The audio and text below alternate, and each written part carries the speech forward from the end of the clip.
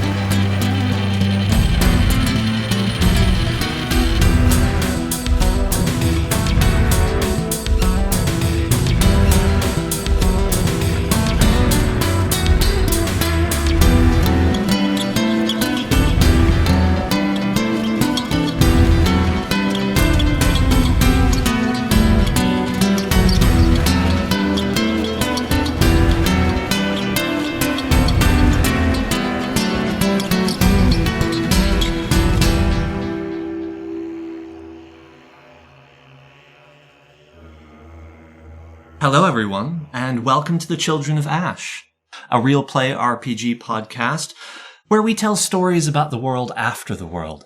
I'm Dylan, your storyteller and game master for the evening, and surrounding us is our table of players.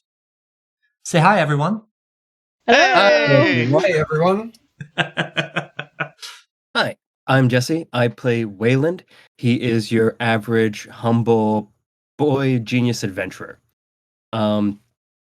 The factoid for the day is that, well, I don't remember if I already told you guys this one.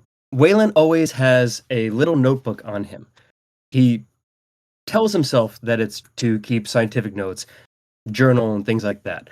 But truly, the only thing he ever makes notes on is his grudges and things that he wishes that he had said in the moment after the fact. So it's his little book of grudges and his little book of, afterwit retorts.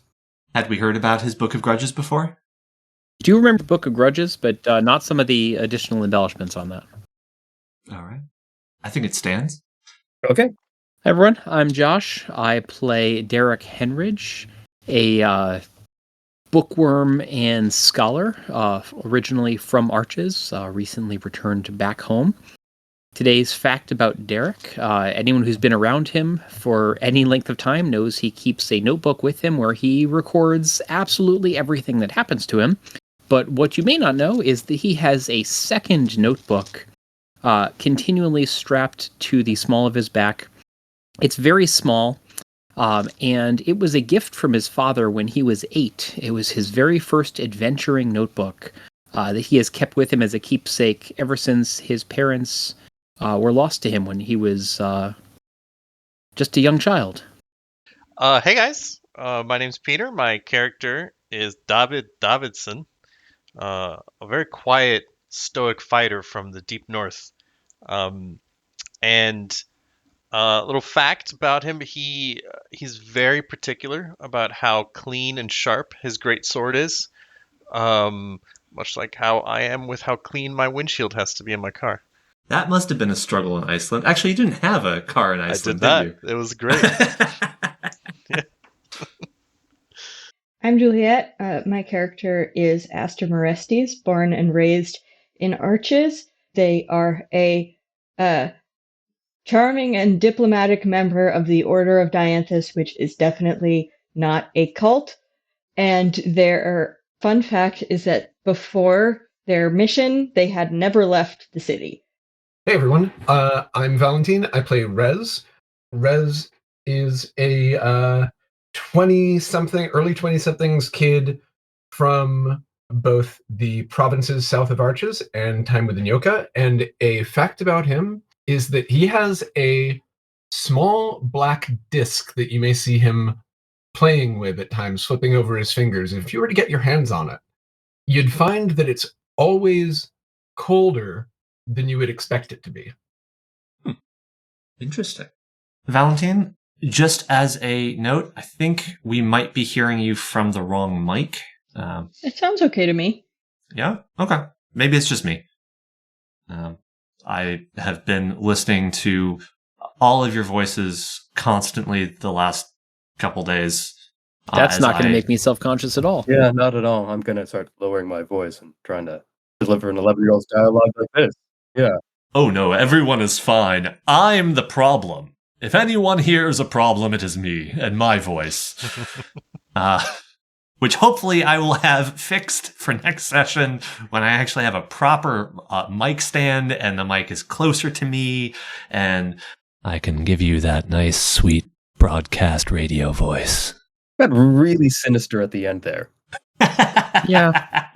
Like it started off as like, ASMR and then was like Saw by the end of it. Yeah, it got a little murdery towards the end. In the middle, it was Batman. At the end, it's funny. I never realized how close these things are. It's like it could have been a little bit murdery, or it could have been a little bit seductive. And the fact that those things are not discernible is telling and troubling. Thread the needle on that. I mean, isn't that why everyone loves Batman? It's like, oh, he's such a seductive murder man. He says he doesn't kill anybody. He just lets them fall to their death. Oh. It's the second week in a row where we've critiqued Batman Begins. Yep. Just if you had a blood pressure monitor on me right now. Oh. All right. Well, with that, let us begin. As I recall, last session ended with us finding you all making your way down the steps of Prism House, otherwise known as the Prismatic Palace, wandering into a public park that faces the back of the Order of Dianthus' headquarters. One of the more beautiful parks in the city, especially considering it's on the shore, one of the less well put together neighborhoods, shall we say. There are well-tended hedges on either side, a fountain a little bit down the ways. And as you all walk down through these gardens, what do you do? What do you say? What's going on? Rez looks visibly agitated and can't seem to wait to put a little bit of distance between the group and the palace. If Waylon was to do a head count of everybody there, would we all be there? I mean, is Kess still there? Yeah, Kess is there. She's trailing around. Looks back a bit at the house. Seems tad distracted, but you're all there. Okay. I look like I'm about ready to speak up, and all right, you guys are not going to guess what I just overheard in there. There is something going down. I saw the sister of that fuck of a dean who tried to kill me. He was in there talking with I don't know, one of the head honchos. I can't remember what her name was, but they said something about the solstice. It sounded dark, like something's going down. Asked her, how far away is the solstice? Where are we now? You'd know that sort of thing, being in the order. I would, wouldn't I? And yet, Hey Dylan, how far away is the solstice? So, it is currently May 31st. Here's 2:43. It's about midday. The solstice, for those of you who don't follow these kinds of events, is around June 21st. So you've got about 3 weeks. So when is it? about 3 weeks. All right. I don't know if I want to be around when that happens or if I feel like I have to be. This is freaky. You care to elaborate a little bit there? Have I not told you? My God, so much has happened. Dean Schmidt tried to kill me, a bunch of my friends, and David here. And since then, that's why I've been hiding out. That's why I've been underground. That's why I've been keeping my head down. And now his sister pops up talking about big plans in a few weeks. Oh dear. I don't like it. Rez, right there, as you're saying this, looking at the entire party, behind them, you see an older man kind of running around the park behind, looking distressed, kind of looking back over his shoulder, and then looks over and sees you noticing him and just kind of glances back.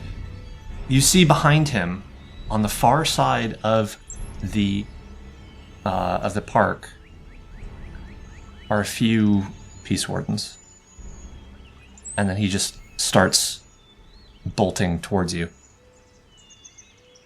What does this guy look like? I mean, you said he was an old fella, but is he like richly dressed, poorly dressed, carrying a machete? You know, Does he look like a dean? yes, like his name could be Dean. Tristan, would you like to describe your character? Hey! Hey, hello. Welcome back. Thank you. Thanks for having me. Yeah, so he's dressed poorly. He's an old Asian man wearing a pair of glasses with thin frames, with the shape of the lenses in oval shape. He wears an old hat on top of his head, and his clothes is really like old, worn clothes, clearly made to protect against the weather, probably against rain, to be honest. As you approach, you can see clearly his hair is almost fully white. He has a full beard, and he has well-defined eyebrows and high cheekbones. I feel like you're working off an illustration. That is very descriptive. I like that. Yeah, I mean, I'm trying to make up for the last time.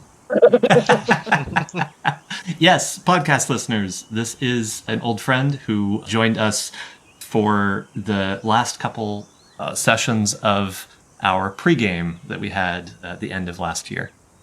The player, not the character. I'm not sure what's going on, so I kind of sidle up close to Mr. Pushka and just kind of like put my arm on him, just bracing. And I'm looking at Kess for, a prompt on what to do. She looks down at you and up the man and is... See, I gotta get into her character a little bit more. I know her accent was very specific. Yeah. Very specific. It was an old Yid. What's so hard about that? Honestly, the thing is that every time I do an accent, I somehow either end up going full Scotsman or I end up going sweet Southerner. Neither of which sound like Yiddish grandmother. Yeah, no. No, that's Even though I've probably spent Well, more that's time nice. around Yiddish grandmothers. Yeah. So, anyway, yeah, she looks down at you, and I'm going to take some time getting into this accent, so I apologize. It's not going to start off right. But back at the man, is there something we can help you with? Help me. The walking man. The peace warden. The trolls. Yeah, what about them? I've been accused. I didn't do nothing. Help me, please. Accused of what? They say I stole, but it's mine. It's mine. Please. Cass just kind of looks at the rest of you, eyebrows raised a bit. David steps behind him to kind of put himself in between like the group and these approaching wardens. How far away are the wardens? Give me a perception check, real quick. Oh wait, no, that's not a 1, that's a 7. Alright. It's not as bad as I thought. 10. Alright. So, they're maybe 150, 200 feet. They're on the other side of the park. You can't tell what they're doing with the 10. They do appear to be busy doing something, but you can't tell if they are chatting and looking at something on the ground, or, looking for someone, or just doing their thing, or, yeah, you cannot tell anything about them. I slap this guy on the back and I say, alright, just walk with us, just breathe. Don't look at them. Pretend you've been with us this whole time, just walk. David walks in the back of the group, hopefully with his stature blocking most of little camouflage there. Yeah, I kind of nudge Mr. Pushka and say, "You maybe walk between us so that the trolls don't see us." Now, what's your name, sir? And what is it they're saying you took? My friends call me Mr. K. It's short for Kevin. Sorry. It's a family heirloom. It's an old dagger, you see. And this man, Mr. Callahan, he saw me, and he told me that there's no way someone like me could possess something like this. So he said that I stole it, but it's the only thing left from my family. Oh dear. Think it's too good for you, huh? Well, fuck them. Just walk with us. Callahan, Cass says. Turns to the rest of you. Isn't that the captain from the tavern? My god, I think you're right. Oh dear. DM suddenly dropping a few connections. Yeah. It's useful to control a player character, isn't it? God, I hate it. So, I kind of look around at our very conspicuous group and just go, what are the odds that he wouldn't recognize us? Oh dear. We should probably get out of here. Just walk, don't run. Derek is fighting every impulse to run very quickly and conspicuously. Sounds like maybe you should make a wisdom save then. Oh, that's my strong point. He says, knowing it's not his strong point. Well, that's a first, I think. That's a 0. Well, Does that mean you run or you fall? as Rez says this, don't run. You feel building up in you this panic, this fight or flight response. Yep. And before you really know what's happening, your legs are carrying you swiftly across the park. Part of me wants to say give me a stealth or some roll, but I think you don't get one. I think that they just get a perception check. That's fair. Actually, what I will say is that against that perception check, Rez or Wayland, give me the stealth check. This is to kind of position Mr. Pushka, or actually, it's not Rez. It's David. It's David. Yeah. So Yeah. one of you two roll with Okay. advantage, or you both roll without advantage. It's up to you. Do you want to both roll without? Both roll. More exciting. Okay. Yeah. 16. 16. Oh, who's my big sneaky boys? You people showing off with your decent dice rolls. You remember every other dice roll I've gotten in this game? Fair. Well, they rolled a 13. So Okay. as Derek begins to panic and just start bolting, the two of you close ranks and just block. David, as you and Mr. Pushka do this, look over your shoulder at the guards, and you can see them, and they noticed Derek running. They turn and they're suddenly paying attention, but they can't see him anymore behind you two. You can see them trying to angle their head to see what's going on, but without being able to properly see, turn their attention away from you again. David is scanning kind of like over the group or ahead of the group to figure out like where's a good alleyway to duck down, or the next turn, or like what's going to be the quickest way walking for us to just make a move, like a turn or something, and then just disappear from this open space where people can see it, or where they can see us.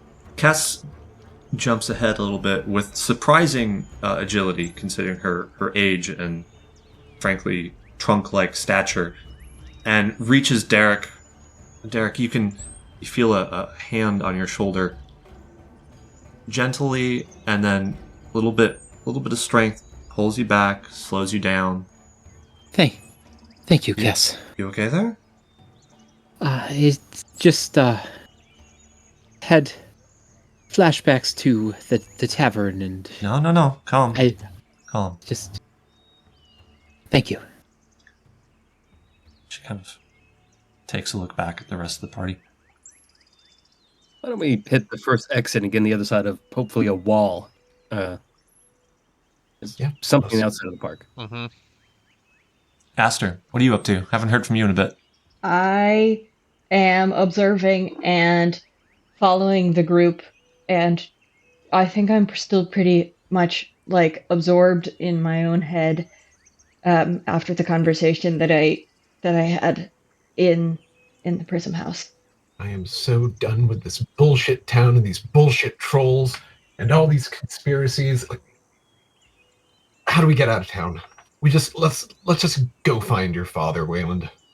Wayland doesn't say anything. He just sighs deeply, kind of walks up next to Derek, and just like gets like one shoulder in front of him, just in case he tries to bolt again. And it's like, we got what we need. We can just go.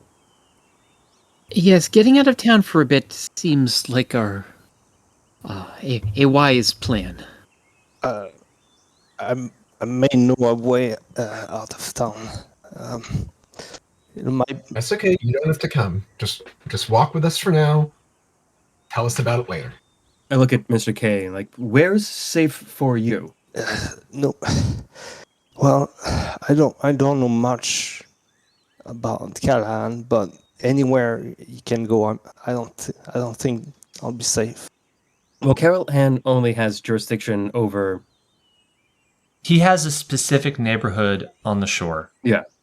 Like all the captains of the Peace Wardens, they all have neighborhoods that really aren't more than a couple blocks, frankly. And operating outside of that, in another Peace Warden captain's territory, is a little bit like a gang operating inside another gang's territory. There's a lot of politics to it. It does happen, but there's a lot of politics to it. Isn't that happening right now? Aren't we on one of the bridges?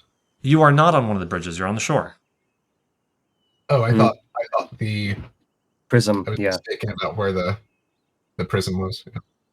Yeah, it was across the bridge. You went back to the same area of Arches he had been in. Although whether or not this falls under his jurisdiction is you're not totally sure. It isn't exactly the same neighborhood, but it's not that far away. And then there is University Arch and Bridgetown, which are totally off limits for the Peace Wardens. They will, Right. That will cause a major fight. So, Mr. K, if you don't mind me asking, what do you do when you're not being chased by the Peace Wardens? Well, me and my people, we move merchandise through the river. So if you want a way out, they can move us through the night. That might be expedient. And Wayland kind of like looks around at the adults, like, we do need to get out, and was either rent some wagons or take a boat. No. No, you wouldn't take wagons, Waylon. The river is definitely the safest route. So, boats are good. I like boats. Rez's ears perks up and says to Mr. K in boat tongue, "Do you speak the language of the river?" Of course I do. Ah. Then I trust you. Let's go. I swear by the river's run, I'll pay back your kindness. All right. Well, So where are you headed? Well, we got to duck out of view from these Yeah. guys first. Yeah. Yeah, so We're having a little of this conversation here. So I was imagining that you were saying this kind of as you were exiting the park from the opposite side. Okay, yeah, that too. Okay. Yeah, as you exit from the river side, so you're not too far from the river. Frankly, it's big and sloshy. A couple streets over, you can hear it as you pass over onto this side of the park. Looking back, you do see a few Peace Wardens ambling somewhat around the park, but for the most part, the far side. You don't really see anybody over near you. So, yeah, where are you off to? Kind of look at Mr. K and just go, lead the way. They would only move people in the nights, so we need to hide until then. Otherwise, during daylight, Peace Warden, they see. Where are your boats located? I mean, which bridge are they closest to? Which bridge? Bridgetown, frankly. So the southern bridge. That's where the Nyoka always kind of tie up. That's where... First of all, that's where almost all of the docks are, but as non-natives, that's where they'd probably be kept, too, to be perfectly frank. Without papers, gonna have difficulty getting off of Bridgetown. I kind of look at Kess and, again, the other adults. It's like, would it be safer to hide him away in Arches? But if we did that, then we'd have to walk back through this territory before we got to his boat. Or do we go down to Bridgetown and try to find another tavern to wait out in until it's safe? Me and David have a place we've been staying. that hiding out in a tavern didn't work so well last time. Second time's a charm, right? That may have just been the tavern. There's lots of places around the city. I'm sure we can all gather around and find a drink if that's what we want. Me and David have a place we've been staying. It wouldn't arouse too much suspicion if we went there. It's in Bridgetown. Oh. Yes. Let's go there. Sounds good to me. I suppose. You okay with this, Mr. K? Yeah. All right. Off to Bridgetown. Walking simulator. Yeah. Anybody want to give me a roll for random encounter for the city? What do we roll? Just a d20. This is a longer route. I just rolled a 9. Okay. The 9, things are generally fine. Which way would you like to go? Would you like to go across the University Arch and then down and try to get out of this side of the shore entirely? Or would you like to go the short route and go all the way down through the shore to the southernmost bridge, to Bridgetown? Long route. Long route? All right. Well, with a 9, you make it through the shore, kind of retracing your steps back to University Arch. Pass under the giant stone gateway that signals your transition from public land to the university-run spaces. The guards there look you up and down, kind of give you a once-over, recognize the emblem of Wayland, and look at the general demeanor of Derek specifically, and just assume you look fine. They let you through. You walk through the entirety of University Arch, past large, sprawling university buildings that built upon each other, climb over the side of the bridge, dangling down. You can see the river in a few spots through alleys. You get to the other side, pass through a similar great arch, onto the shore, onto a new, different shore, where hopefully nobody knows you, nobody's looking for you.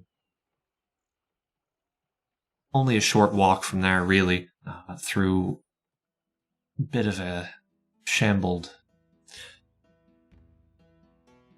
not quite shantytown, but frankly not all that much better.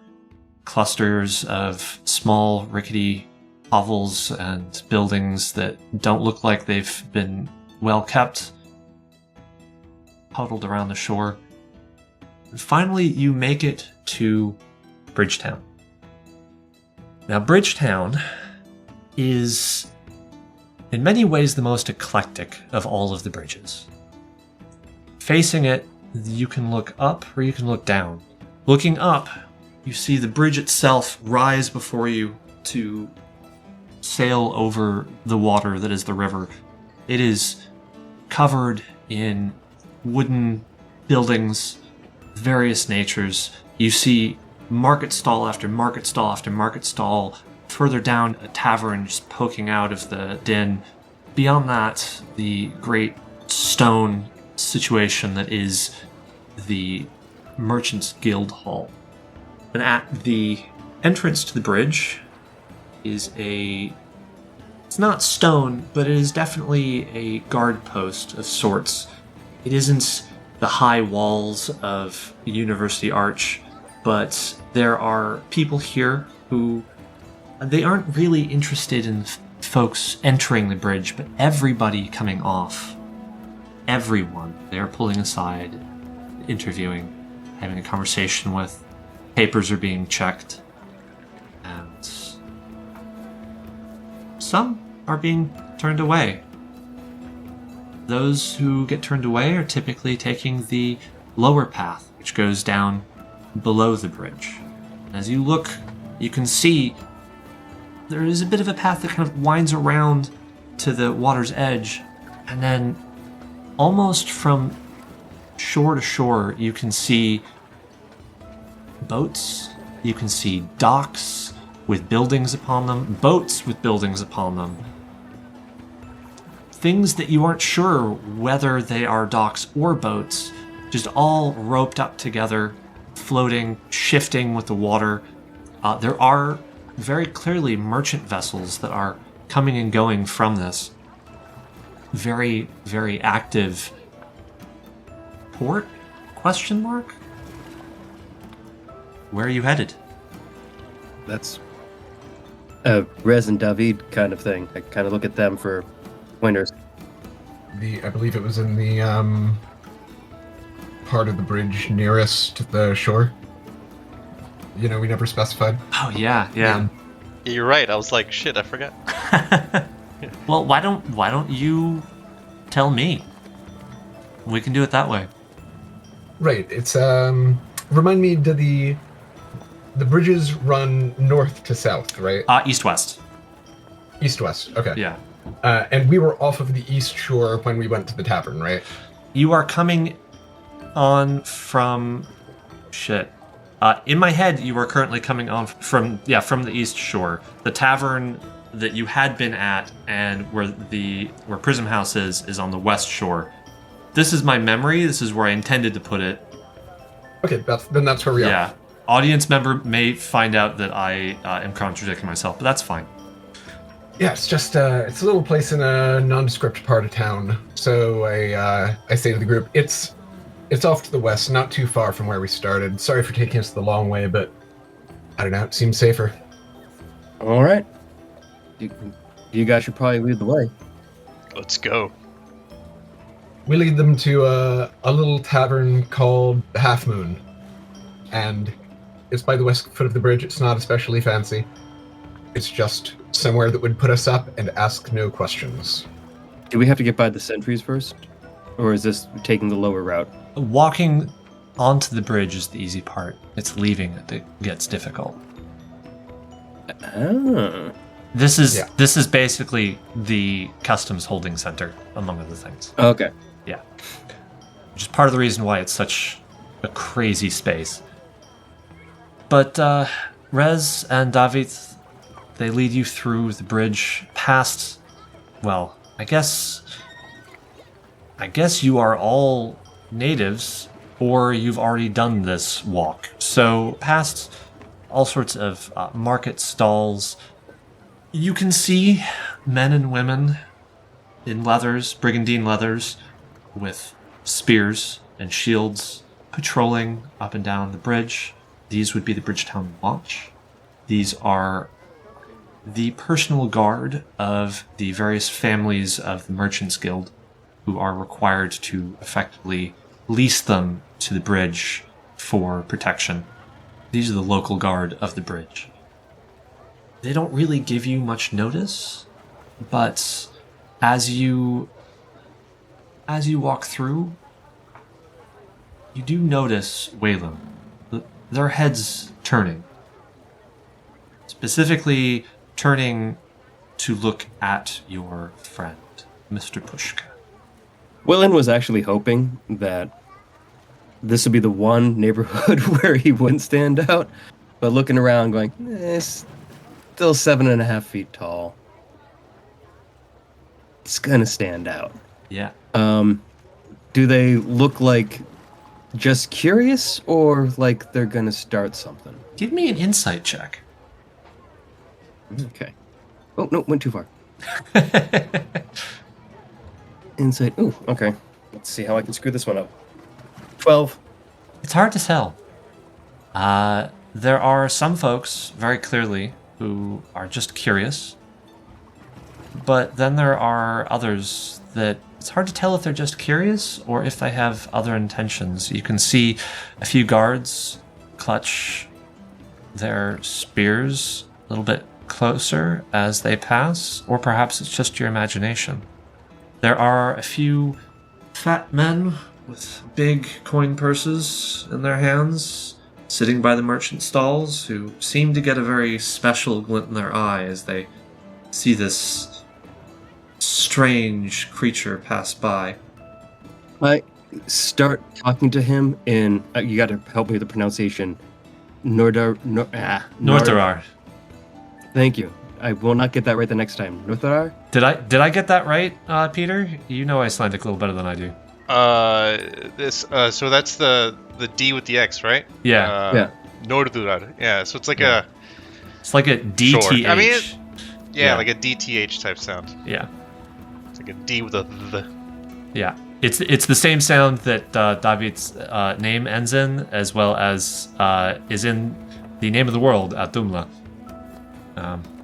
Although it is westernized to a DH. That just makes it worse the fact I'm going to get it wrong next time. That's okay. Mispronounce it, it's fine. Well, Waylon has a terrible accent, but he starts speaking in Nordarad as loudly as he can, as if Mr. Pushka is a tourist and he's giving him a tour of the area. What are you saying? I just, that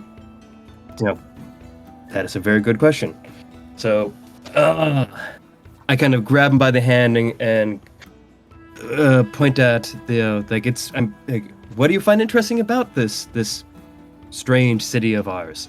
And have you seen these? These are called apples. Going through the limited Nordarar that I have, and which is basically like, show me where the library is. The monkey's on the table, kind of Nodar. Give me a oh god, what would this be even? I want to, I guess, a performance check, just for like how good your linguistics are. Can I say Derek is amused by this, and I'll whip out my logbook and sort of gesture and point to a few things and just play along, and I'm gonna help. Okay. So I rolled 13. Okay. David, how do you react to this mangling of your own language? I mean, it's like there's just the curl of a smile on my face, but deep down, I'm happy that he's at least trying. Knowing that these poor Southerners, like, they can't even roll their R's, God, isn't that the truth? All right. I dated a French girl for a year and couldn't pronounce her name right. Yeah. Well, I guess the lesson of tonight's episode is learn the language or don't date. I don't know. I think we have an episode title. Yeah. Episode 5. Learn the language or don't date. That's just it. And Waylon kind of looks at Davi like help me out. Play along. David bows his head just ever so slightly and walks up, starts talking like this kid here. How good do you think his Nordorat is? It's not so bad, huh? And I just start chit-chatting about how bad or good or whatever his Nordorat is initially.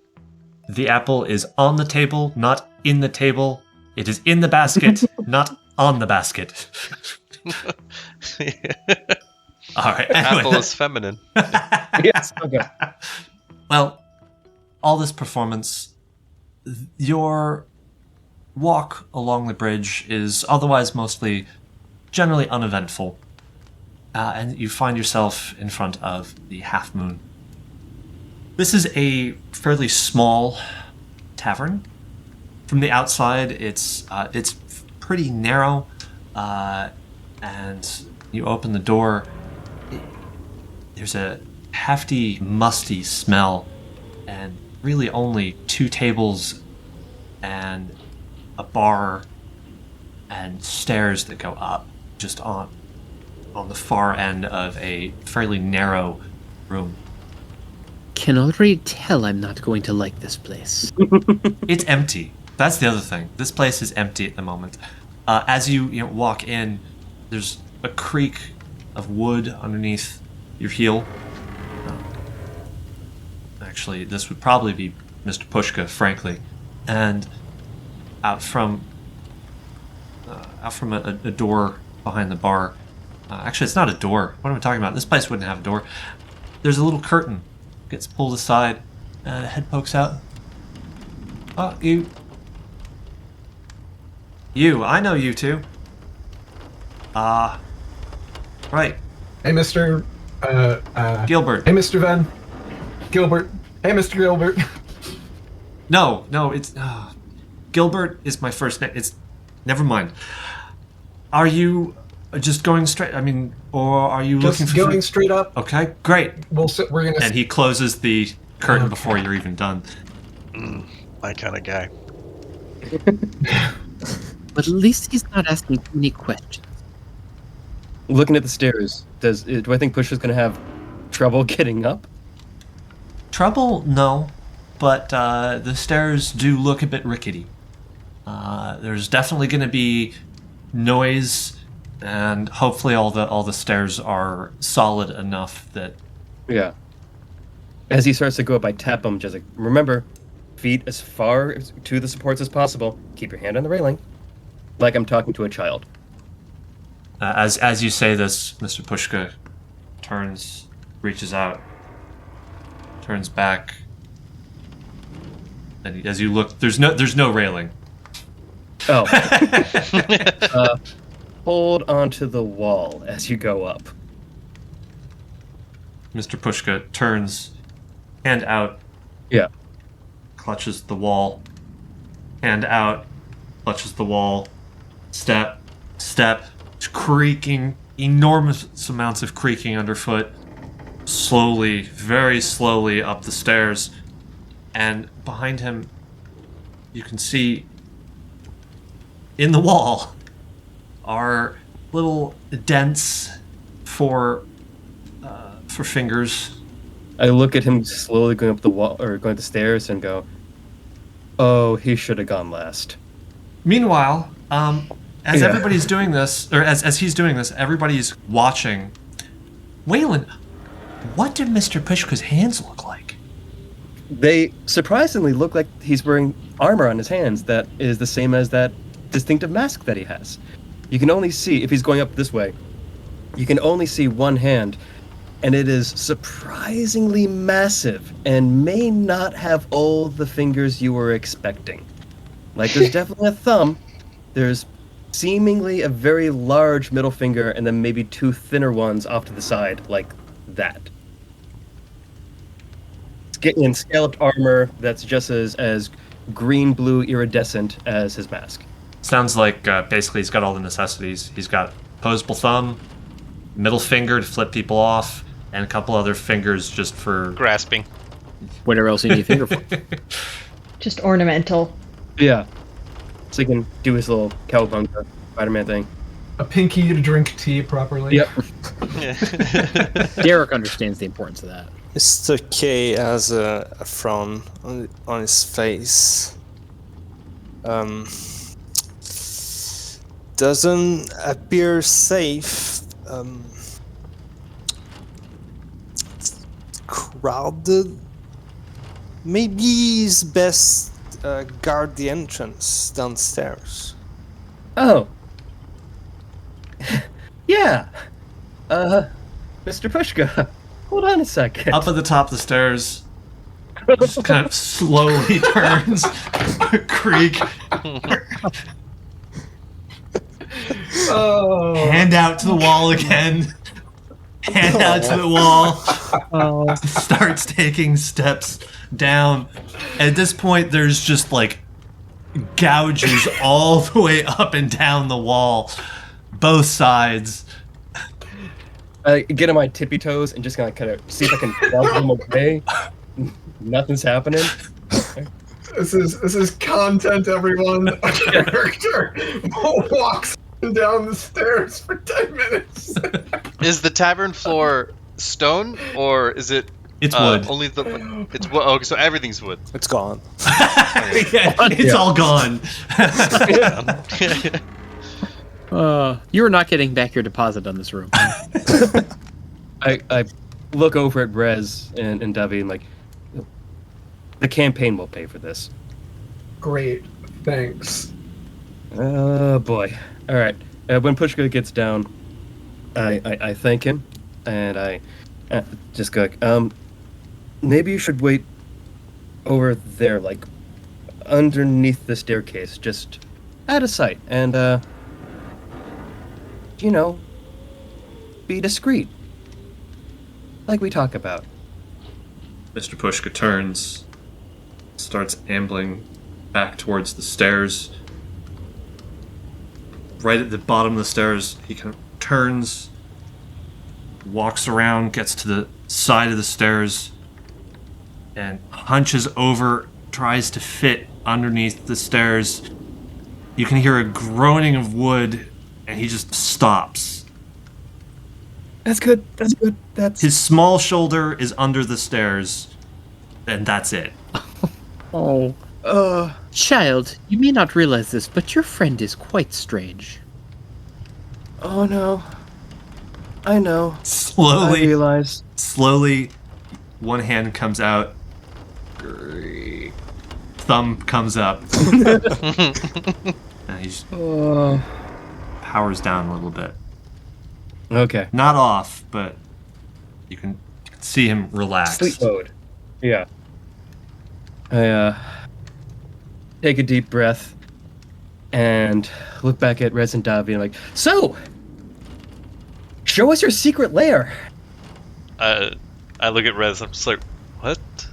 I give the face. I don't say that because Davis doesn't say that, but he gives the face of like, what the. Oh, he wants to see our honeymoon suite. Come on, everyone. They walk in. There's just one bed. Mhm. Oh, relax. I've been sleeping on a cot. My wolf cape is draped on the floor. It's a relatively small room, fitting frankly, the 7 of you in there is a little bit of a squeeze, but it is big enough for 2 people to be staying there without sharing the same bed. So, Spoil sport. look, if you maybe you got a small, single. I'm not going to judge what you do or don't do at this motel. You just said that you got a cot, so I assume that there's 2 beds effectively, one real bed and one semi-real bed. Yeah.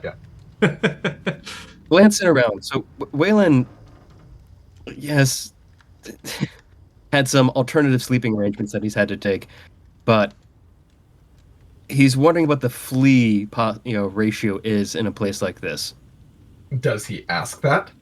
No, this is looking around. Aster also has this concern.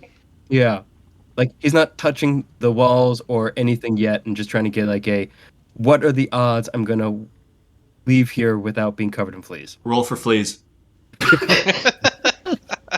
that a Constitution save? I've got a negative modifier on that. The fleas roll initiative, actually. Yeah. It's our first combat.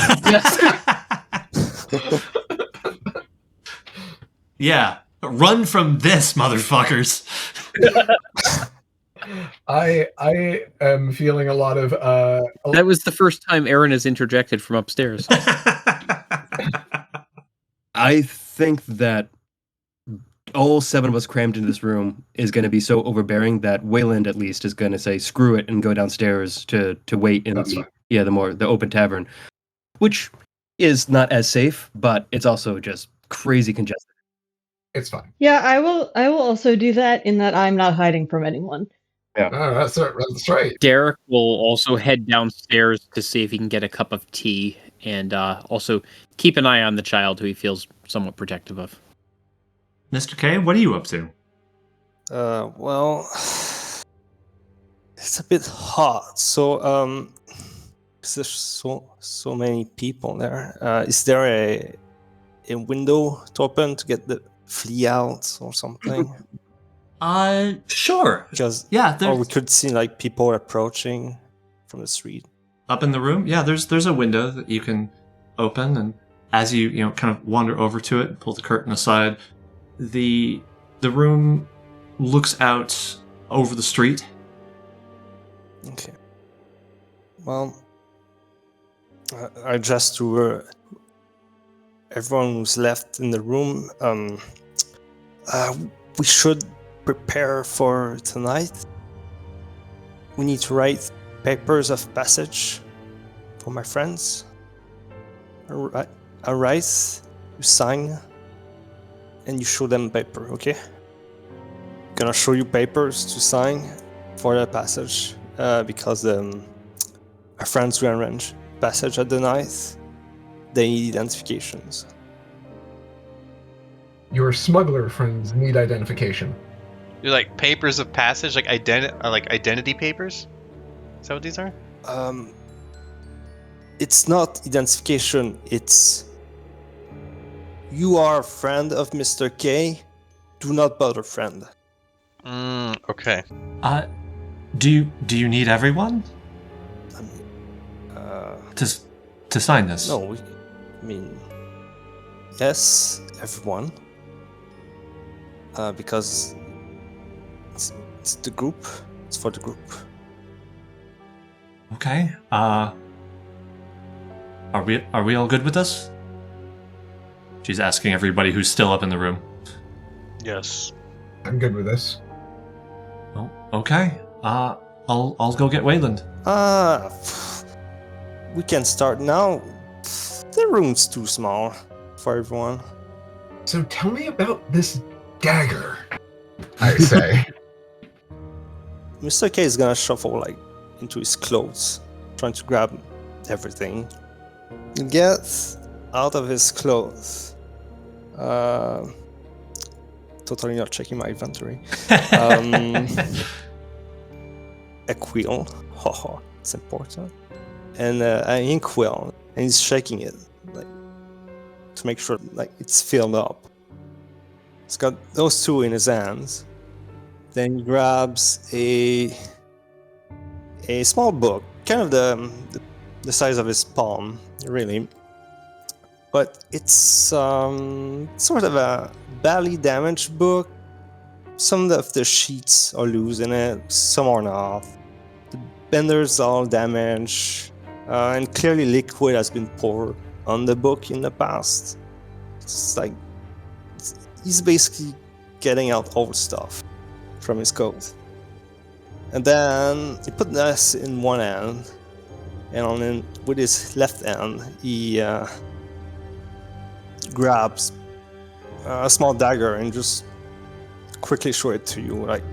Doesn't let you hold it unless, of course, you force it, because it's a precious family heirloom. Doesn't really want anyone to just grab it, And it is a beautiful knife. It isn't overly ornamental. It's not covered in jewels or anything like that. But as you look at it, it is very finely crafted.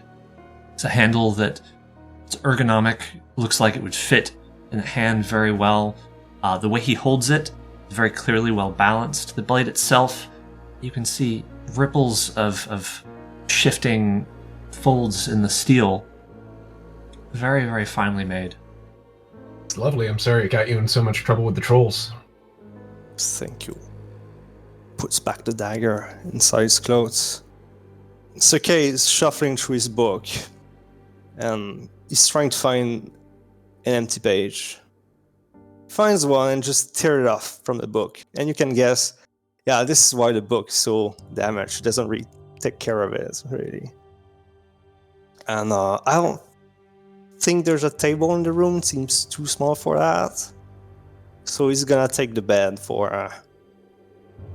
as a place to write things down. And just, he prepares it. Who's in the room at this point? I know Wayland is downstairs. Aster, you said that you had left. So it's just... Derek went downstairs as well. Okay, so it's just David, Rez, and Kess? And Mr. K, yeah. Okay, yeah. Well, Kess wanders over and takes a look at what you're doing and looks at the page. Is there anything on it currently? Currently, no. But, as he prepare, he carefully take the quill, carefully open the inkwell, and start writing a few lines. Just a few. In probably some intelligible language. So, yeah, unintelligible language. What language is it? I'm curious. Specifically, Botong. Okay. But also kind of badly written. Old people and their writing cursives. I see. That kind of badly. Not grammatically wrong. Okay. Probably that as well, to be honest. So, we just write on this? Yeah. I give the quill to Kess. She takes the quill and dips it in the ink. And make sure she writes correctly, Dips it in the ink. And what's all that say? It says, names of friends and to not look at things we have. Okay? Okay. Kind of gives you a bit of a confused look and puts one hand down on the paper to study it and scrawls her name. Hands the pill off to,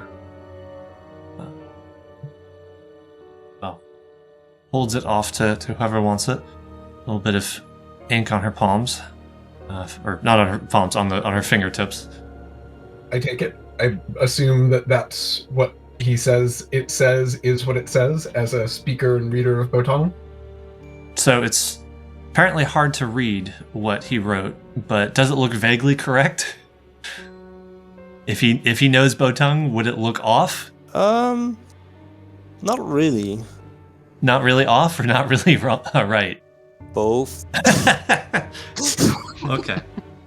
I mean, it's clearly written in Botong, right? But the meaning of the words doesn't really make sense.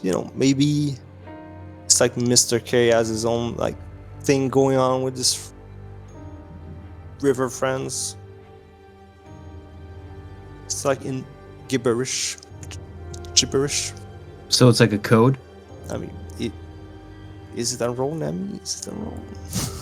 I mean, this is up to you. This is entirely... It is a code. It is a okay, code. it's a code.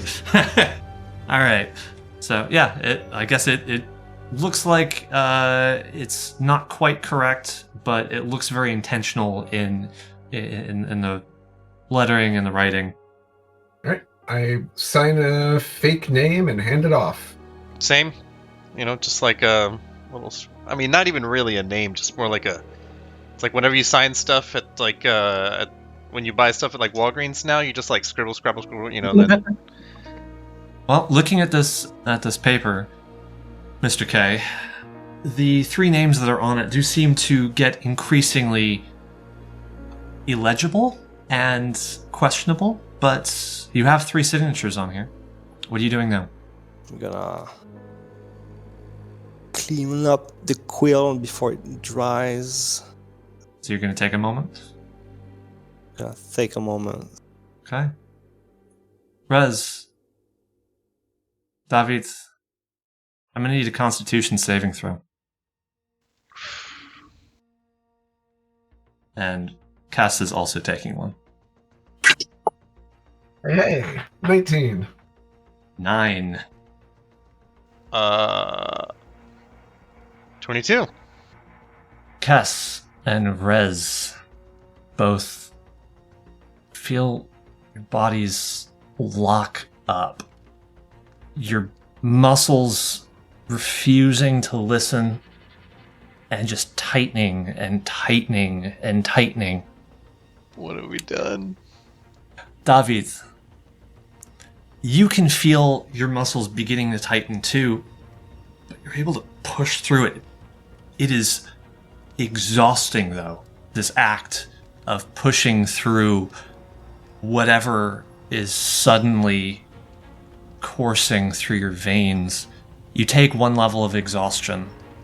All three of you, really. Rez, you're frozen. You are effectively petrified. Same with Cass. Mr. K, what are you doing? I start playing with my dagger. This is not good. When they locked up, did they fall over? No, not yet.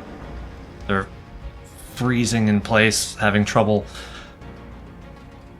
Davies, what are you doing? I power through this exhausted, like the good northerner I am. I always have my weapons on me, right? So I grip my great sword, pull it out, not as fast as I usually do, but pull it out. I point it at Kevin. I say, "What did you do to us, old man?" Mr. K, just curve a smile on his face. I would like to point out it's an evil smile. Okay. I think that was implied. You don't say. Yeah. I yell back at him. It's like, release my friends. Stop this at once. Will those of us downstairs hear a yell? I was about to say, give me a perception check. See if anybody can hear him. You are a floor away, That's a 4. so it's going to be 15 as the DC. Oh, 19. Dirty 20. Oh, okay. So, Derek, you are nose deep in a book. Of course. Might even be your own notebook, It is. but you don't notice anything. Meanwhile, Aster and Wayland, you both hear a shout from upstairs. I'm going to say this probably requires initiative. It's up to you whether you actually fight, but it seems like we're going to need to start taking turns.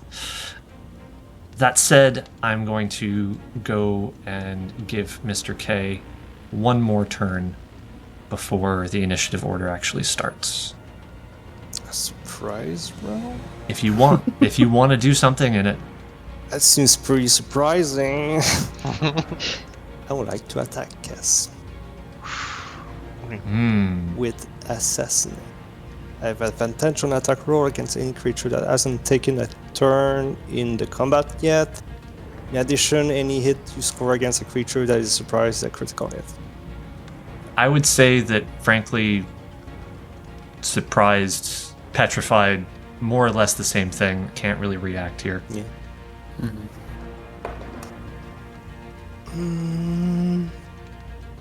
How do I do this again? Well, you start by rolling a d20. Is that a regular D&D subclass? Yeah. It's one of the core rogue subclasses. Okay, So yeah, you start by rolling a d20. done. What'd you roll? 8. Well, that was with advantage. You rolled twice. 14. I need my modifier though, no? Oh yeah. It's an attack roll, so you should. It's gonna be quicker. Next roll. Plus 8, so I'm not good at math. 22. Okay. Yeah, that absolutely hits. There's no question about that. Roll damage. And since it is a critical, you roll dice twice. Rather, all dice are doubled. Can someone roll for me? I Sure. don't have a D4. Sure. Oh, fuck me. That's 8. That's 9 damage total. You can see the masterwork, beautiful dagger slides into Kess's side, right underneath her rib. Pulls out, and you can see, even though her muscles are tightened and she's unable to move, there's almost just a gasp and it crumples over very slightly. Her muscles still holding her standing because they are not unclenching, but there's a weakness there. What did everybody roll for initiative? 16. 12. 16. 18. 14. Rez. I will roll for Cass. That is a 16. And what did Mr. K roll? 14. 14. Okay. What is your dexterity, Mr. K? It's kind of personal. Well, it determines who goes first between you and Rez. Yeah. I'm kidding. It's 5. Plus 5, you mean? Christ. Yeah, plus 5. Okay. So I actually rolled a 9. So I'm going to assume you don't have that high res. Not quite. Okay. Derek, what are you doing? Do I at this point notice that there's a commotion? I'm going to say that during Mr. K's special turn, the others, you notice their reaction to the commotion. Derek will look up and kind of stare around wildly and at the noise and hubbub around him, and gripping his logbook, in his free hand, will run up the stairs to see what's going on.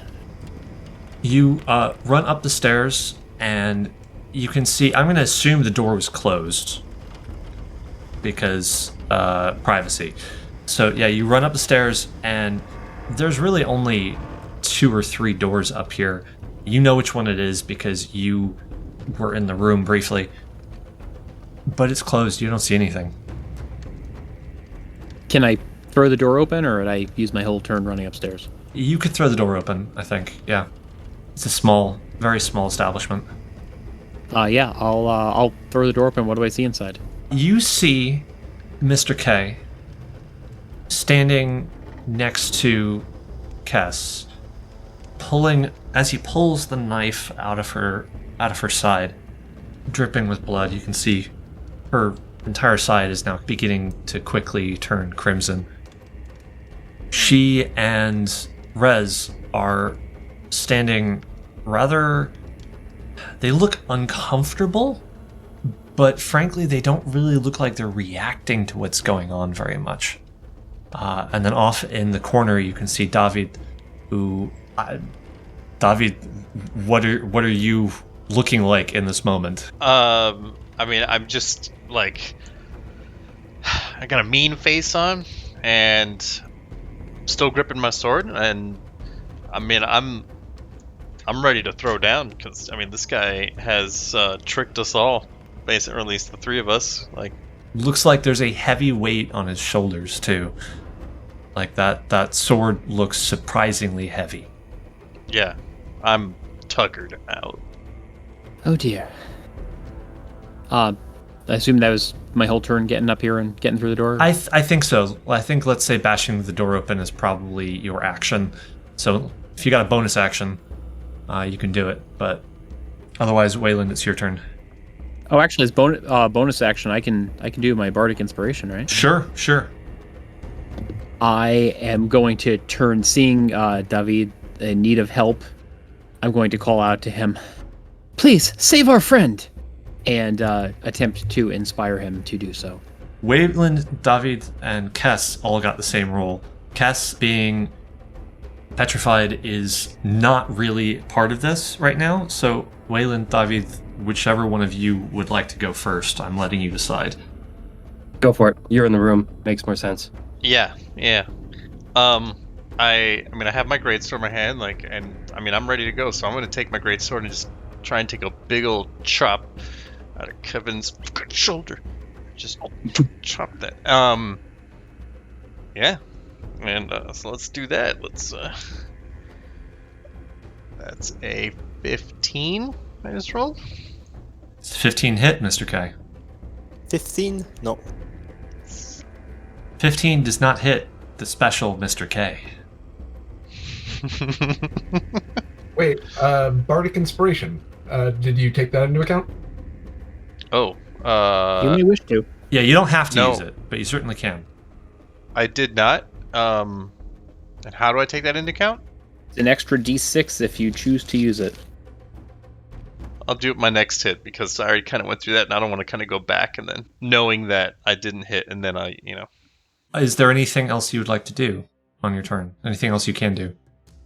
So I guess I whiffed it, and yeah, now it's just like so heavy to pick it back up. And I'm like, Davis is visibly confused at like how exhausted he is. Like, I shouldn't be this exhausted. I don't get tired like this. Yeah, you have trained with the sword a lot before, and it is suddenly 10 times heavier than any sword you've picked up, and all of that extra effort, you can't quite bring it down where you need it to go. I guess assuming that you have no bonus actions or anything. Wayland, what are you doing? So because the way that relationship with Pushka works, first thing I'm going to do is use my bonus action to stand up and look at him and just shout, "Protect our friends," and point towards the top of the stairs. And then I just run straight up the staircase and into the room, not even thinking about being smart and grabbing a weapon or anything like that, just running up and probably just getting inside the room. Mr. Pushka is faster than me. He's got a base speed of 40, so I don't know how far that would put him into the room. And then by defend our friends, I would take that to mean that he would attack Mr. K. Yeah, so in these moments, as you turn to go up the stairs, I mean, yes, mechanically you go first, but I think realistically kind of around the same time. Yeah, as you turn to run up the stairs, Mr. Pushka spins, his shoulder kind of pulling out from under the stairs where he stuffed himself, a few splinters flying, leaps and in bounding steps kind of clomps up these stairs. As you're chasing after, you can see there are some of these stair planks are shattered a bit under his weight and the force of him running. How does he attack? Because, yeah, he's going to bound into the room and upon seeing Cass start forcing his way onto Mr. K. So he has a force-empowered rend. It's a melee attack. Your spell attack modifier to hit, and it is 1d8 plus my proficiency in force damage. So my spell attack modifier is what I roll, I guess. Mm-hmm. So I'm just adding the spell attack to whatever I roll. Yeah. Okay. The spell attack bonus to whatever. Okay, gotcha. All right. Sorry, everybody. First combat of the campaign. Yep. Mr. Pushka rolls a 12. All right, Mr. K. These gigantic arms, mismatched arms, spin, reaching towards you. The smaller, the first arm hits you, grabs onto your shoulder, and then as the larger arm comes out, down, threatening to smash you as it grabs the other shoulder, you kind of twist out, and the first arm falls a little bit limply to the floor as the heavy arm just smashes into the ground, damaging the wooden floorboards. Anything else you're doing? I think that's all I can do. Yeah, I mean, if I get up behind there, I wouldn't. It'd be kind of cheesy if I tried to get my weapon off of him, because my weapon is on Mr. Pushka, but that doesn't really work. I mean, if you say so. So yeah, you chase after Mr. Pushka, running into the room. Shortly behind him, seeing this lovely old woman who has taken an interest in you, who has made your grumpy grandfather the brightest shade of bright red that you've ever seen him wear. She is now wearing not quite the same, but a darker red, all down her right side. Oh, Waylon sees red at this point too. As soon as he sees the blood in her, like, it's just like white noise and is all he hears, and he's waiting for 6 seconds to pass. Kess's turn. Mr. K, you are up next. She is petrified. She can do nothing except roll a Constitution save. That is a 4. She suffers another level of exhaustion. Now, since I know we have some folks who are fairly new to D&D here, who may not have actually dealt with the exhaustion mechanics, the way this works is that for every level of exhaustion you get, there are increasingly worse symptoms. Level 1 is disadvantage on ability checks. Level 2, your speed is halved. Level 3, disadvantage on attack rolls and saving throws. Level 4, hit point maximum is halved. Level 5, your speed is reduced to 0, and if you reach level 6, you are dead. And mind you, I rolled a 19 on my first con check and it didn't pass, so Yeah. Kill this guy. Kill him dead. Speaking of which, Mr. K, it is your turn. Dylan, earlier I did say that I was like drawing up the quill and sort of tidying up things. Mm-hmm. Is it okay if we assume that, despite I didn't explicitly say it, I have the inkwell in my pocket right now? I mean, that sounds fairly reasonable. You were cleaning up in that initial very short conversation with David. I would take it from the pocket and raise it in a threatening way. And Mr. K wouldn't pass on a joke about the quill is mightier than the sword.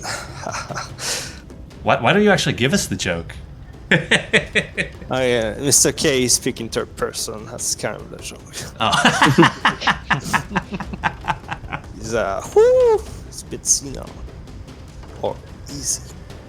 Okay, so yeah, Mr. K just take the inkwell, just raise it above his head,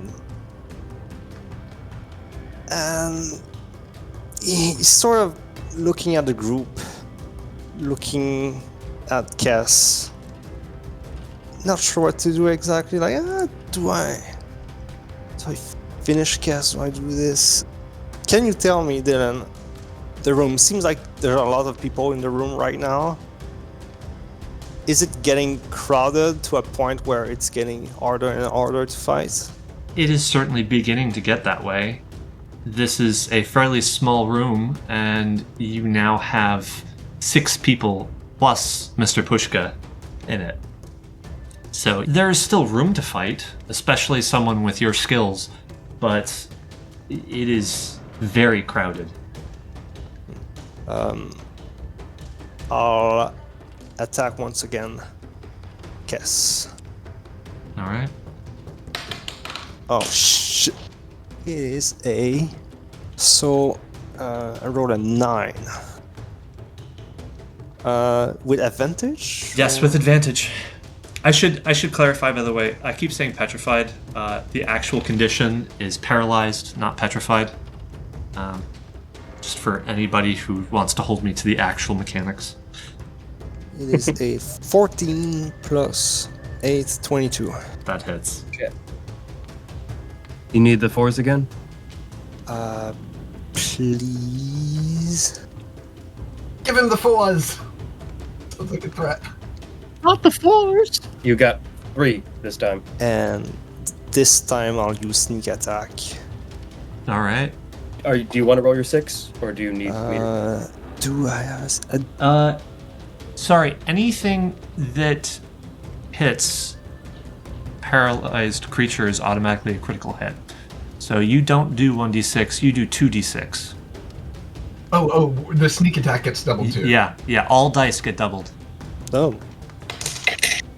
That is a 11 for a d6.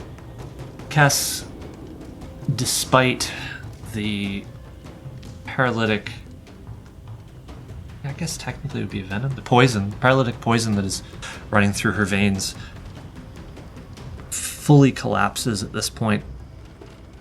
2 wounds in her side, just puddling into a little pool of blood around her. You can see she's just writhing in pain ever so slightly, struggling against the effects of the poison.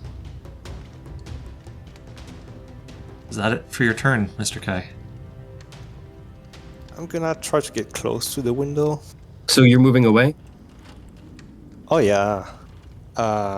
Shouldn't that give an opportunity attack for Pushka? Depends on how far. I'm gonna disengage. I think disengage is a full action. Rogues can use it as a bonus action. Oh shit, yes you can. Yeah, with cunning action. Damn dirty rogues. Freaking rogues. Does disengage work for everybody who's threatening you, or just one person? Everyone. It is basically you're disengaging from a fight. Yeah, it's pretty powerful when done right. Oh shit! Your sneak attack does 3d6. Oh. Yeah, sneak attack goes up with level. You are Jesus. level 6. Your sneak attack is 3d6. Oh yeah. You're critting, so that's 6d6. Oh, jeez. Well, shit. Oh jeez. I messed up. I didn't read that page. It's okay. It's okay. We just had to read the rules. If you want to roll 4d6 now, we can add that to the damage that you did. So I rolled 2 more. So it's 6 in total, you said, right? Yeah, so You would actually be rolling 4 more dice, I believe. I just did 4 more. It's 16. If Kess doesn't writhe in pain anymore. She just begins to go a little bit limp as you disengage and make your way to the window. Rez, give me a Constitution saving throw. You were so close. There's exactly 1 in 20 chance that I could, right? Oh, do you not have any bonuses to con? I guess not. No. Yeah. Well, you take another level of exhaustion. Your speed is halved. Aster. I am running up into the room. Once I see what is happening, standing in the doorway, will cast Before Thinking Scorching Ray aimed at Mr. K, which is 3 firebolts. The first is a 24 to hit. The second is a 19 to hit. And the last one does not hit, it's a 7. Do both of those first 2 hit, Mr. K? Oh yeah. I'm gonna use Uncanny Dodge to halve the damage. My first one was a natural 20. Shit. So, does that balance it out? It doesn't balance it out because a nat 20 just doubles the dice.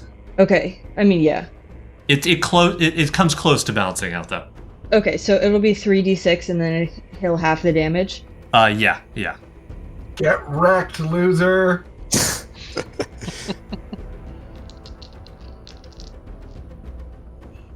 And 8. That one does 16 fire damage, so halved would be 8. And then the next one does 9 fire damage. Takes 17 damage, Mr. K.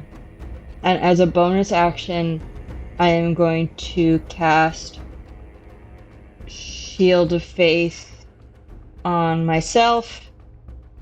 And then if I have enough movement left, I'm going to go to stand in front of Cass. Shield of Faith, you said? Yeah. Okay. As you move and stand over her, you clutch your holy symbol. The air around you just kind of begins to shimmer as you sit there and protect your aunt. That's all I can do in my turn. Derek, what are you doing? David, you're up next. Help! Geez, Derek's options are a little bit limited, because my only real aggressive actions are all large area effects. Fireball the room. End the campaign right here. Yep. Burn the whole bridge down. Derek is staring at Kess on the ground and just sees red. And it feels an emotion coming over himself that he's not used to. This urge to protect, but also this rage at betrayal and at his friend being hurt. And he... Mr. K's by the window, right? Yes. He has disengaged and made his way over to the window. How close around him are other people? It's a fairly small room, so him moving over to the window and disengaging, he's still...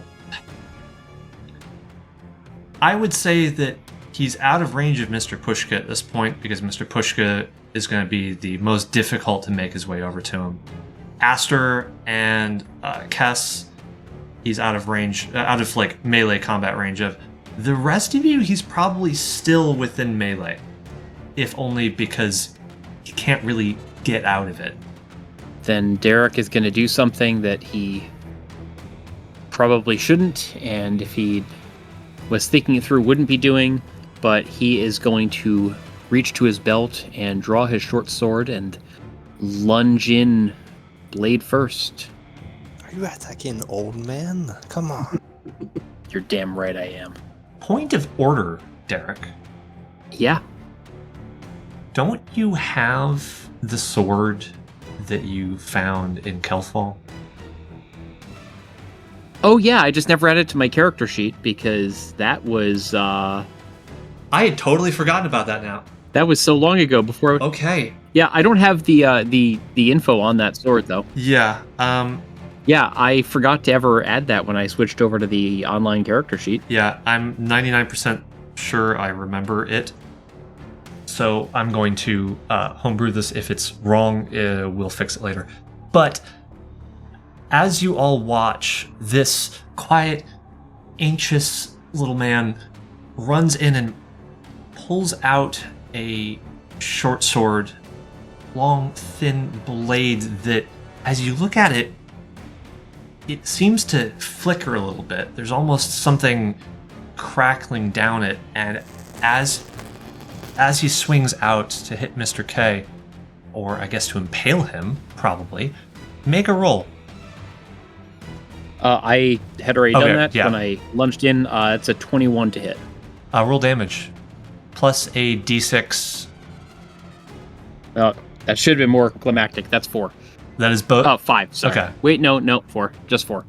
You lunge out, and Mr. K, as you are making your way over to the window, you feel a blade burning as it skims past your arm, slicing you open, and just hurting a hell of a lot more than it should. Is there anything else you're doing, Derek? Okay, not to metagame here, but when someone is paralyzed, can they still, like, say, add bardic inspiration to a roll, like a con check? Could. yes. Yeah. I would assume so. I want to verify them. Then, yeah, I'm going to turn to Rez and say, for God's sake, wake up! David, what are you doing? I'm ready. Like, I'm ready to swing again. That's a 12. So, Does that hit? Oh yeah, it hits. oh, it does. Right. Okay. You got it. All right then. Okay. So I'm gonna do my damage. That's 2d6 plus 2. That's 10. Your great sword lumbering around.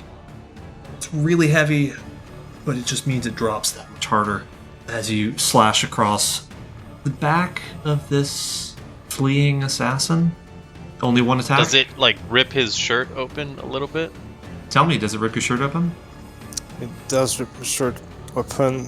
Exposing your back, and it clearly you might be an old man, but like you've been working out. Oh, definitely. Thank you. Like, this guy's not as old and frail as he gets you. Rippling back abs. Yes. No, what were you going to say, Mr. K? I was gonna say that, yeah, clearly, like my cloak, like my cloak, my coat, like split opens, falls in the room. Anything else, David? I want to take an additional action using action surge and All right. roll to slice his ass again. Get wrecked. That's an 8. To attack? Yeah, that's my attack. Roll again. You have Yeah, advantage. Yeah, you've got advantage. Yeah, you have advantage. Okay. Oh. Alright, I can't. Let's roll this one. That's a 15. Hits. Consider using your bardic inspiration if you need it. Use it. Alright, I'll use that. I got a 15. I already hit you. Yeah. He already hit you, right? I have 16 as AC. His last roll was a 12. Yeah. Yeah, Yeah. that was 12. Yeah, it was 12. I thought the last 15 didn't Was hit. that? Yeah, I was confused too about that. Okay. You used It's your... not a 20. no, it was a 12. It was a 12. It was 12. All right. Okay. Your last attack You used your bardic inspiration. That's why you hit. We are messy bitches today. Okay. It's okay. Hey, it's we okay. haven't done combat before. Cut us some slack. Oh, It's midnight. for some of you, yeah. Some of us don't have that kind of excuses. Yeah, so I mean this one was a 15. The last one was whatever plus the inspiration, so that worked. But yeah, I guess this one missed, AC is 16, but do we consider that he actually split open my armor, which would mean I don't have armor anymore and it's 15? Since that was entirely narrative, I leave that one up to you. Do you want to give him this extra hit? Sure. Okay, Yeah. give us damage. Alright, do it. Our guest said fuck me up. 10. That's another 10 right there. Alright. I cost blood. But you're still standing, yeah? Yep. Alright, Waylon, go. Waylon grabs his crossbow off of Mr. Pushka, levels it, and fires. That's gonna be +6, which is a 22. I had actually thought I was gonna hit. I would have grabbed the right die for that. And it's 8 + 1, 3 damage on him. And as a bonus action, looks at Mr. Pushka and just says, "Poncho off, buddy. Take him out." And as Mr. Pushka throws off his poncho, you can see that there's no way in hell that this is a man in armor. This is a hunched over figure who would be close to 8 feet tall if he stood upright. There are massive holes where there should be anatomy there. But you can see that he would have 2 sets of massive arms. He has 1.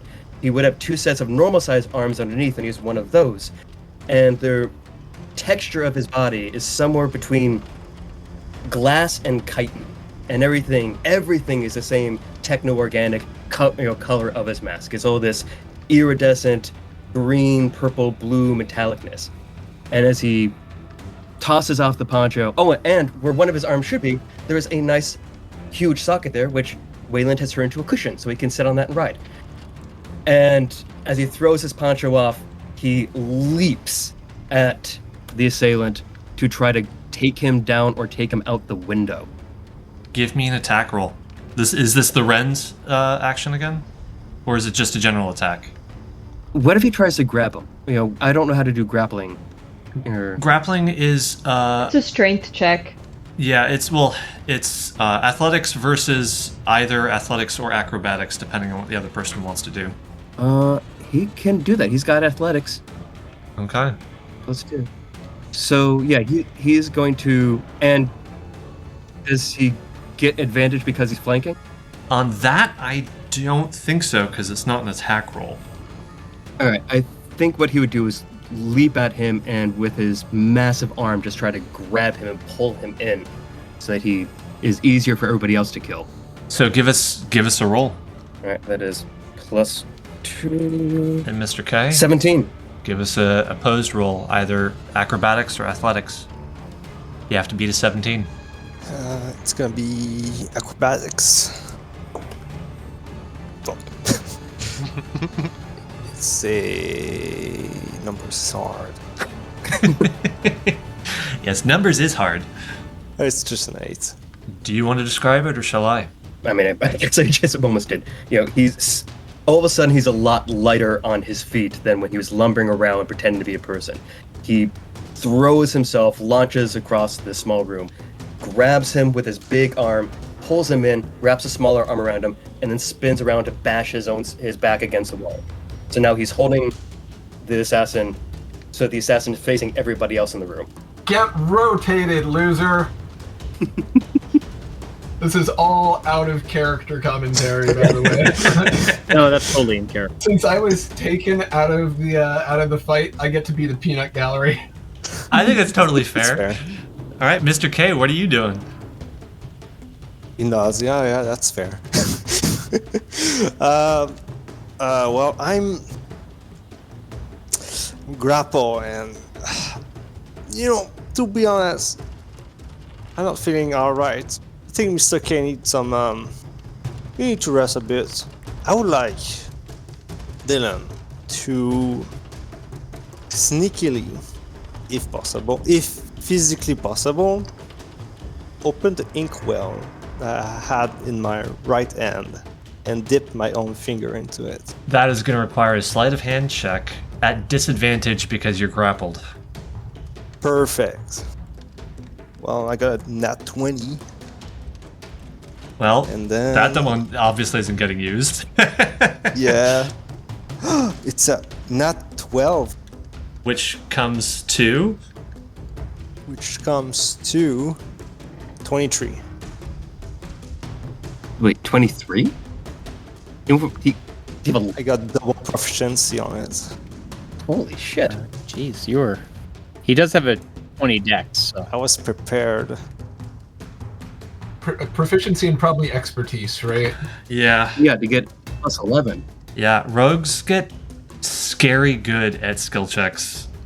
Yeah, you are able to, while you are in this kind of really awkward grasp as you're being spun around, while everyone is stepping back and giving Pushka space to do this, you are slowly reaching in between the massive arms and into what remains of, I don't know, with this, your coat's on the floor, so actually where the hell are you reaching in?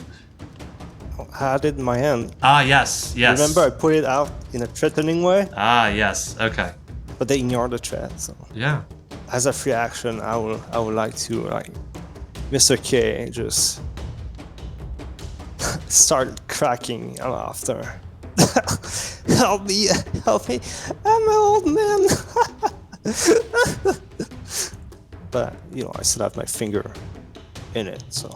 Rez, give us that con Oh, check. yes.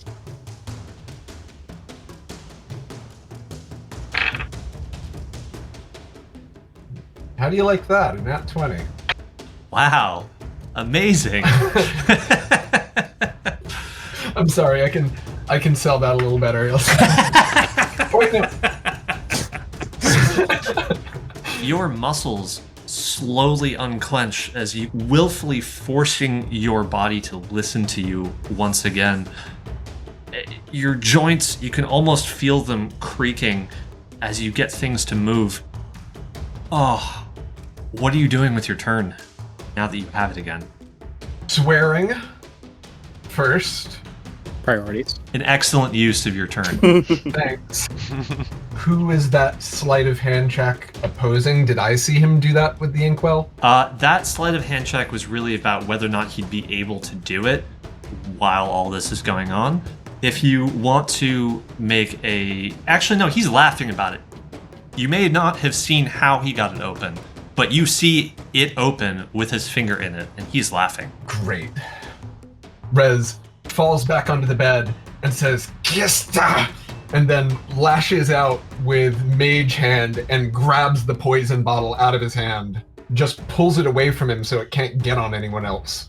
Are you trying to hold on to it, Mr. K? I know you're paralyzed. I'm asking kind of how you were holding it, really. Yeah, like how hard is it? Okay, it breaks my fingers. Mage hand shouldn't be able to apply that much pressure, but we'll say rule of cool it. Old man fingers. You rip it away. You can hear a sickening crack as you rip the bottle out of his hands. Aster, is there anything you would like to do before we leave initiative? I'm just going to cast Cure Wounds on Kess. That's a 9. She gets 9 health. Okay. I think we're going to end it there for the week. Thank you all very, very much.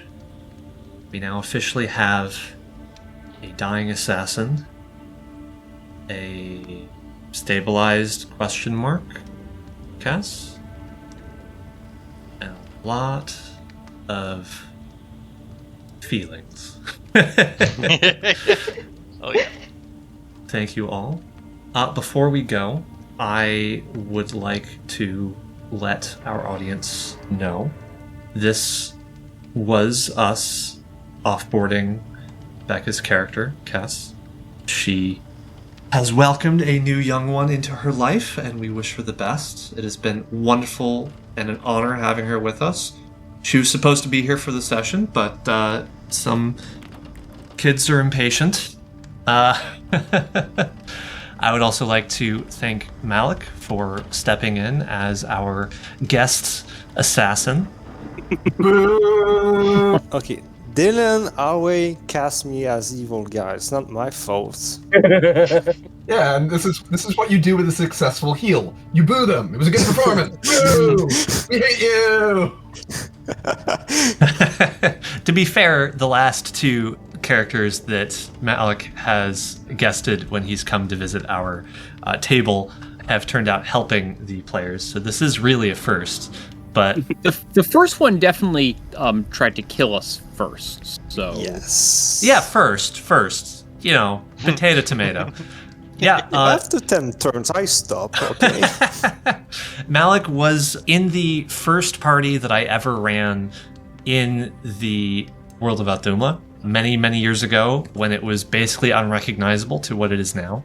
And it is always a joy having him come back and visit the world again.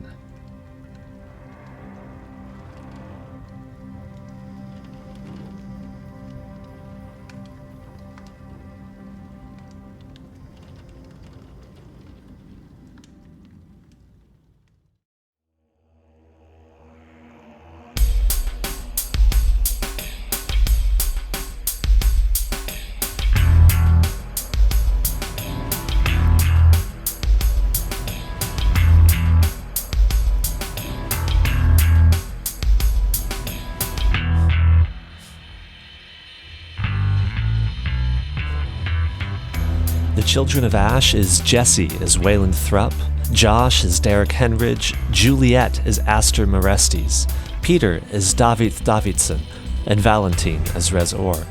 My name is Dylan, and I have had the pleasure of being your storyteller this evening. Our intro and outro themes were composed by Fester Spunk, and this episode features sound design by Tabletop Audio. I know this episode took longer than we would like to release, but we should be back to our regularly scheduled programming after this. But you know what you should do, just in case? That's right, you should join our Discord, follow us on Facebook, or support us on Patreon. All of these places, you will get updates, know exactly where we are in our production schedule. Also, patrons get early access to episodes, a special status on the Discord server, and they help us pay for equipment and other things that provide you, the listener, with a better experience. We're also working to put together an expanded set of perks, so stay tuned for that. Links to all of these can be found in the episode description, or just follow the breadcrumbs from our Linktree page at linktr.ee/thechildrenofash. We love you all, and we'll see you down the run.